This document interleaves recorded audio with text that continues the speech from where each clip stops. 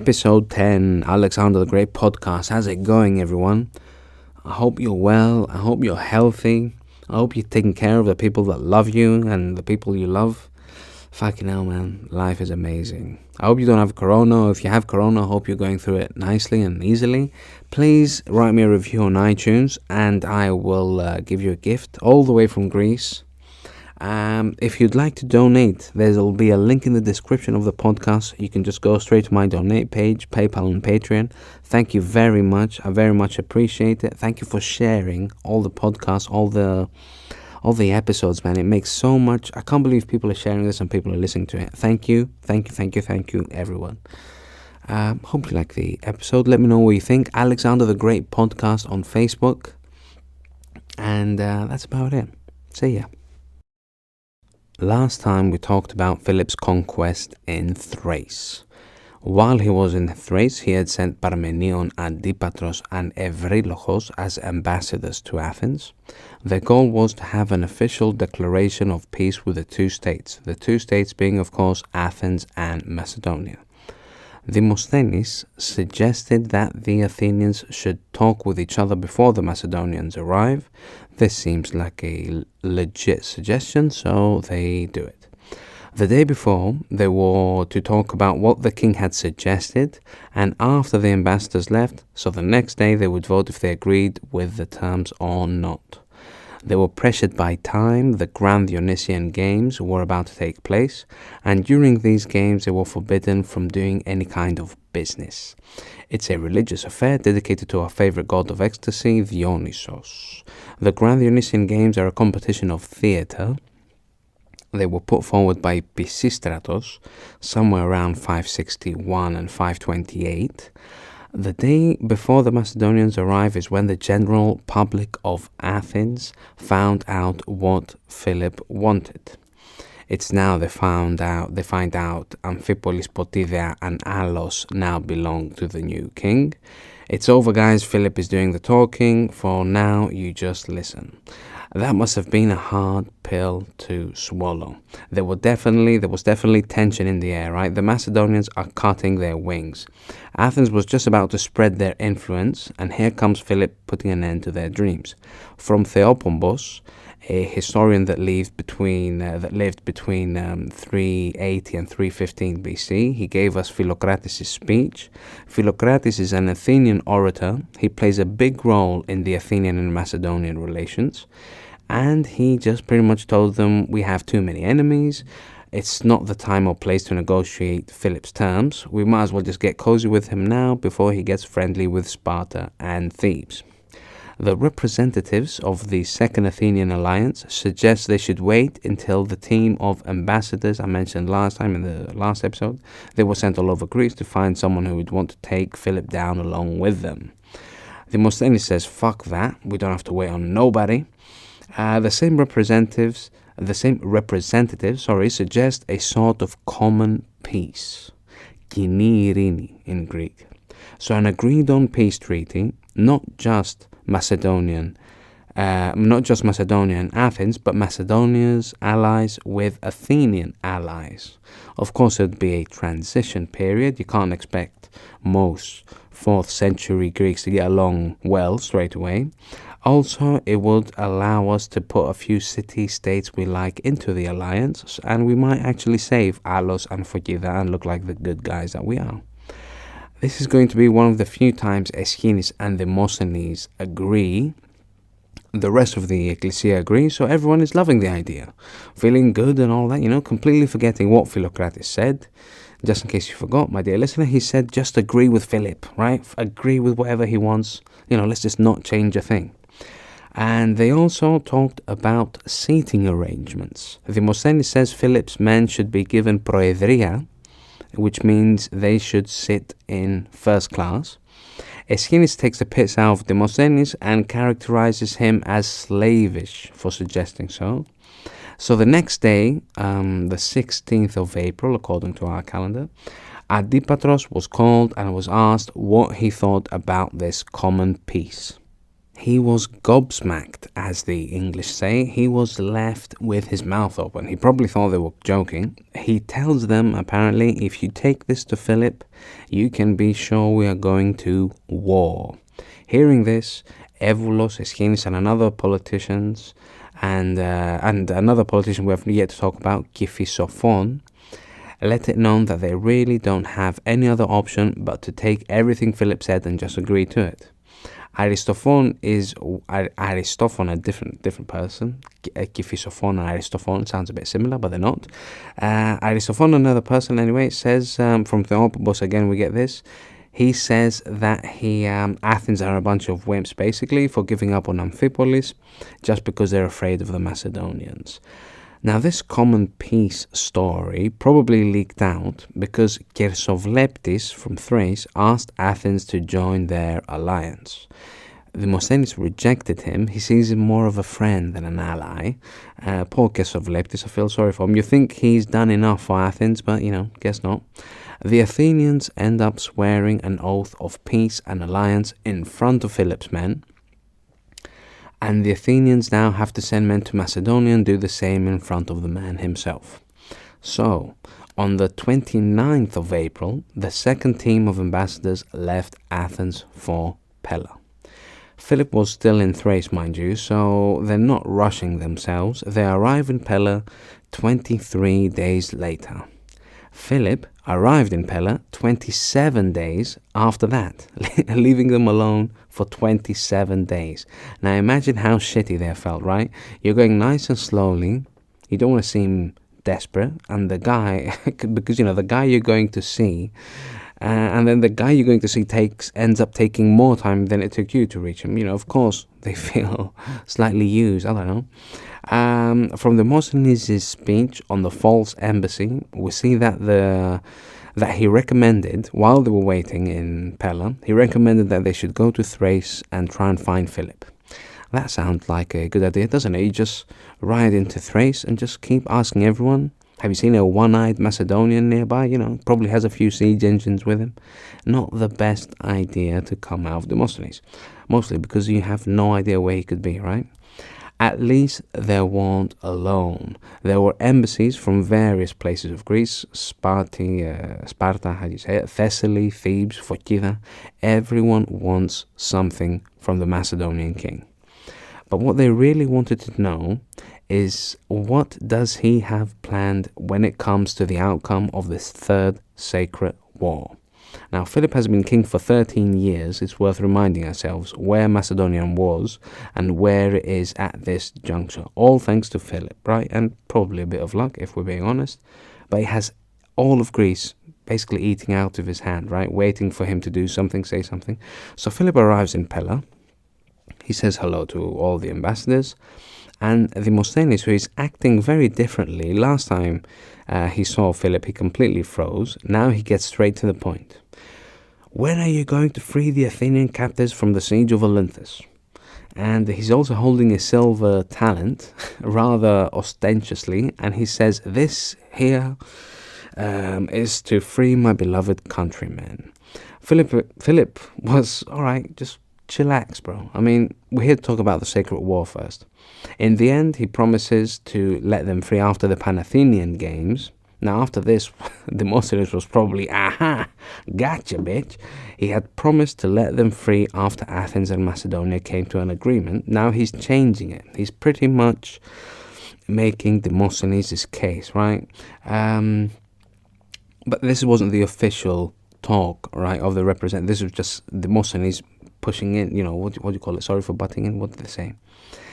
But first, the Thebans and Thessalians talked. They simply asked for the sacred war to be over and asked for the worst possible punishment to be given to the Phocians. Then the Phocians talk and simply ask for the city not to be destroyed. Guess you can't ask for much after you've raped the nation's treasury. And then the Athenians talked. Now bear in mind that they don't even agree with each other. Aeschines doesn't want Thebes and Philip to form a friendship, and Demosthenes wants to keep them out of the picture in case he can form an alliance with them in the near future and attack Philip. This is all about Thebes, right? This is basically what they don't agree upon. We know Demosthenes talked first. We don't know what he said, but he made everyone laugh when he said that he's not going to compliment Philip on being a great drinker, because that would be a better compliment for a sponge. Ha ha ha. Yes, very funny, Demosthenes, very good. They were probably drinking. They were getting shit-faced, and why not? He's been away for a while. Let him have a fucking drink, you Nazi. Yes, Aeschylus reminds Philip that it's the Amphictyonic Council's duty to punish anyone who violates Apollo's oracle. But it doesn't have to be Phocida in its totality. Not every citizen of Phocis stole from the oracle, right? It wasn't the normal people who were trying to get by. No, let's just punish the people who actually took over the oracle. So some of the local Phocians and their mercenaries. To this, the Spartans nod their head in agreement. Now, to see a Spartan in Pella might shock some of you, right? This has to do with the influence that Thebes had in Peloponnesus, or Peloponnese, you'd say, but to me, Peloponnese sounds a bit weird. It's Peloponnesus. Anyway, they're getting more popular by the minute. Thebes is, right? Thebes is getting more popular in Peloponnesus. And the Spartans are not liking this. In the beginning of the Third Sacred War, Sparta attacked a city of Archaevia known as Megalopolis. The big city. Megalo means big in Greek. Polis is the city, of course. This attack ended up being a massive war that spread in Peloponnesus in its entirety. Some cities went to Thebes to get help, and Thebes was happy to do so. Thebes wants to form an alliance with Philip, and of course try and have some form of influence in center of Greece, right? This is where their homeland. We were under Theban hegemony a while ago. It's starting to change now slowly. Philip doesn't want this, right? His plan is to form an alliance with Sparta, Athens, Thessaly, Phocida, and end the Theban hegemony. Aeschylus also says that if some cities wish to leave the Boeotian League, or Theban League, depending on what you prefer, they should have the freedom to do so. If Thebes has a problem with this, someone has to beat it into them. Philip, as I've said before, was an amazing host, charming and kind to everyone, especially the Athenians. They had a special place in his heart. He even gave them gifts. This, according to Demosthenes, is a form of bribery. Some historians are saying that Philip is following Proto. It's just what people did when someone would visit. So Demosthenes is trying to smear Philip's name. Now, of course, it's a different thing buying someone a drink because you like them, and another because you want to influence them, right? And it's not like he was giving gifts to everyone. It's probably, this is what Demosthenes probably saw and was like, hang on a sec, so we're the only ones getting all these special lovely treats? So it seemed a bit fishy to him. Also, some are saying Philip wants to work together with the Athenians and attack the Phocians, so it can be seen that it's not necessary that Macedonia and Thebes have an alliance. And it also shows, just cut the bullshit out about giving a fair punishment to the Phocian citizens. Soon we're going to be making that decision together, he wants that to appear. After the hearing was over, the Athenians were expecting Philip to take an oath in front of everyone. Every time someone mentioned this, hey Philip, just have to take an oath. yes, that would be nice. He would just say, I agree with the treaty voted by the Athenians and our allies. Yes, mate, but you still have to vote. Yeah, you still have to take an oath, sorry. Philip thinks, okay, so now it's time to take off. So he heads towards Alos.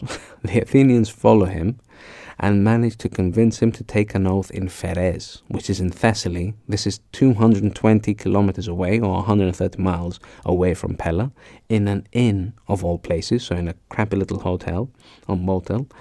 And there was a temple of Dioscuri nearby, the twin gods, where we get our modern Gemini star sign.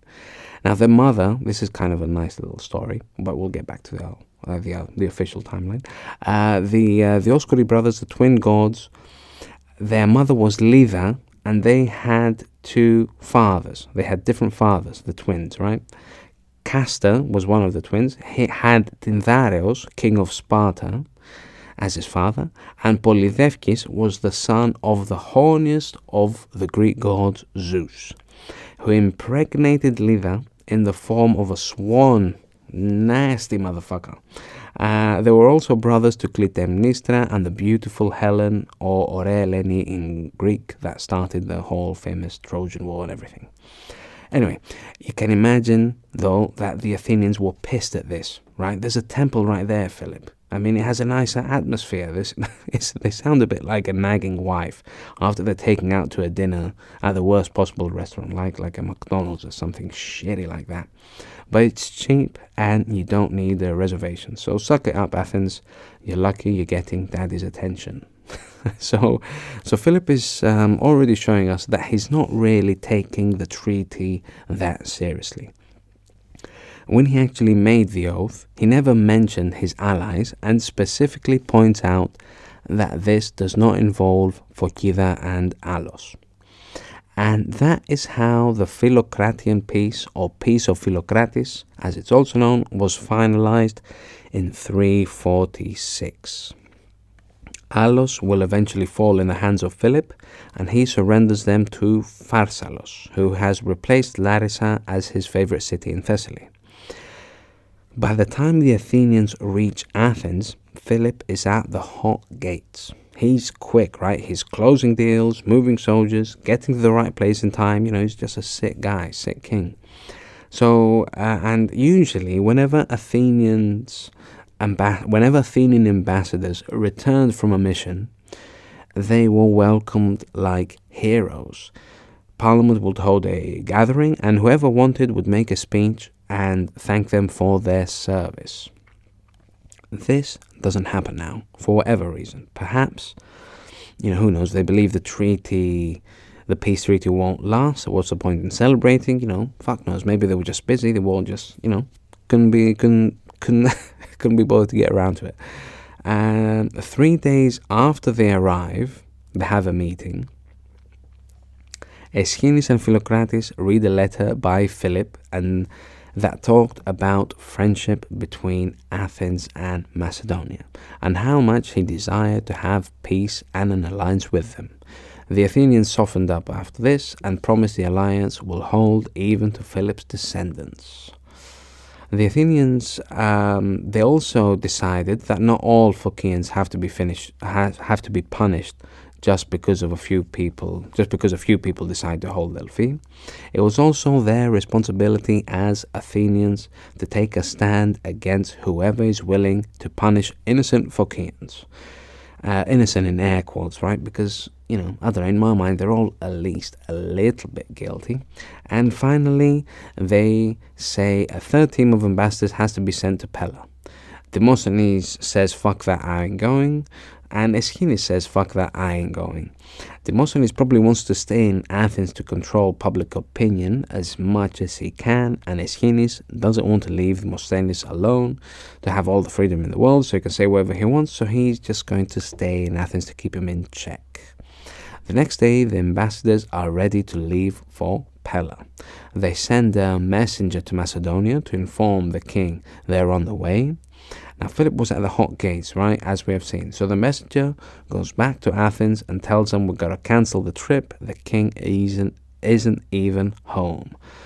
Last time they went there, they waited nearly a month before Philip arrived. They don't want to go through that again, obviously. So Philip finds out about Athens' decisions, and he sends them a letter asking them to send soldiers against the Phocians. The Spartans, he tells them, have already sent him a military power. It seems that he's testing them, right? He wants to see how committed they are to this newly formed alliance. Philip's request was talked about at the Ecclesia. Demosthenes and Aegisipos were of the opinion to not send help. Demosthenes reminds the Athenians that he has yet to return the captives from Olynthus, and that if they choose to send soldiers, there is nothing stopping him from keeping them as hostages too. Now this does its job and convinces them to not send any help. In the meantime, the Athenian ambassadors that were traveling to Pella are taking a break, and they've stopped in Chalkida. Now we think they know the Ecclesia decided to not send help, and they would rather not be around Philip, obviously, when he was to find out, so they returned to Athens. Oh, by the way, Chalkida, I'm talking to you from Chalkida. Yo, represent. I'm in Chalkida right now. We know when Philip crosses the hot gates, he lets Philocrates and his Philocrates' soldiers and his mercenaries go. And just like that, the self-proclaimed savior of Apollo, as Worthington says it, ends the Third Sacred War. His first job is to free the Oracle of Delphi. This gets him 2 more votes for the Amphictyonic Council, bringing his total votes to 6. All the members of the council had in total 12 votes, meaning that in essence the council is now controlled by Philip. Philocrates tries to get his shit together. After he's been kicked out for Kida, he's hired as a general for some mercenaries by my fellow countrymen in Crete. That's where I'm originally from. Anyway, specifically the city of Knossos hires him to take the city of Lito. Lito then asks Sparta for help. Crete and Sparta have Doric heritage, so they've always been tight throughout history. So Sparta sends soldiers and they find Philocrates besieging Lito. They manage to shoo him away. Philocrates lives a little bit longer and dies in 343 while he's besieging Kydonia. Now this siege really turned to shit, and some ancient sources say he died by divine fire. Now we left Philip at the hot gates, right, or Thermopylae in Greek. Now this makes Demosthenes freak out. He is 100% sure that Philip will at any time attack Athens, due to them not sending help when he asked for it. He even convinces the Ecclesia to send citizens to rebuild the city's wall, check that the defensive works in Piraeus are on schedule, and move a festive event held in the name of Iraklis, or Hercules in American. They were usually held in the outskirts of Athens. He has them move it to the center of town. Now, Philip never attacks Athens. He's too busy conquering Phocida, with the help from some cities in Viotia. Phocida is conquered easily. They've been through a lot, can't really blame them. Philip then sends ambassadors to Athens. He asks them to send people to be present during an Amphictyonic council, and the main talking points are going to be the Phocians. What are they going to do with the city itself, and punishment, and all the other lovely things that happen when a city is conquered. It seems that he's testing them, right, to see if he can still consider them an ally, and it seems he wants to share the responsibility in punishing the Phocians. Athens is not into this, so they decline Philip's offer. Now this makes Philip angry. He lets them know that he wasn't expecting this, and that and if they shit on their peace agreement, they are going to suffer the consequences. Now personally, I'm of the opinion that due to Philip's unwillingness at this moment at least to not let the Athenian captives from Olynthus free, plays a big role in how they treat him, right? And also we have Aegisipos warning the Athenians that he's going to hold the Athenian soldiers captive. So just don't send anyone, let himself figure it out. After a few days, the Athenians start to rethink their previous position and decide to send a whole team of ambassadors, not just a few messengers. Now it's the same group of people that were going to Pella, but decided to return after they reached Chalkida, plus Aeschines. Demosthenes decided to stay in Athens. A city by the name of Itea in Thessaly wants the worst possible punishment for the Phocians, which means throwing the men from the Phedriades stones, the Phedriades cliffs. I don't know how you translate it, but it's just a tall fucking mountain place. You chuck them off there. Philip puts an end to this scenario, right? Some historians say that this proves they had some sort of an agreement with Philocrates. The official punishment was all the men who had occupied Delphi are considered cursed, which means that anything they owned would be put up for auction, and if they are caught at any time, they are to be arrested wherever they are found. Phokida as a city has lost the right to purchase weapons and horses until they pay back the money they took from the oracle. Any weapons they had that were used in this unholy of wars was to be thrown away, never to be seen or used, because they were connected with great sacrilege. Any horses they had to be sold, and the profits would be sent to Delphi. And they had lost their right to consult the oracle. They were not allowed to be a member of the Amphictyonic Council, and they are fined a massive amount, 16 or 3,300 talents. We're not shown the full amount because some mercenaries were being paid double. We know they were paying 60 talents a year until it was to be paid off. The money they took didn't always go to mercenaries, right? Some was spent on hookers, dancers, gifts for the wife, and many other things. Philomelos, a rather nice example, bought a Thessalian dancer and even gave her a gold tiara as a gift. And to me, now the most important thing, what changed after this council, a bunch of Macedonian guards are put into various parts of the city. Philip's excuse was that they had to protect the citizens of Phokida against attacks from Thebes. Because, just in case they decide to take matters into their own hands. In reality, though, this allows Philip to have an army in the center of Greece. The Athenians lose their right of promadia, which means consulting the oracle before anyone else, and is transferred to Philip. Philip is elected as president of the Pythian Games, the second most important games after the Olympics. These games were stopped due to the Sacred War. This decision of Philip as president of the Pythian Games is not recognized by Athens and Sparta, and they don't send athletes to compete, creating tension again. At the same time, or maybe a bit later, in 345, Philip cuts his own new coinage, a gold statyras with Apollo, wearing a laurel wreath. As the savior of Apollo's oracle, he thought that would fit nicely, And on the other side, a carriage that is pulled by two horses and its rider, and Philippou, meaning Philip's, written on the bottom. This coin is going to replace the Persian coin called Variko as the main gold coin of northern Greece. And that's about it for Philip and how he ended the Third Sacred War. Now, how long is this piece of Philocrates going to last, or should I say, who is going to violate it first? Find out in the next few episodes.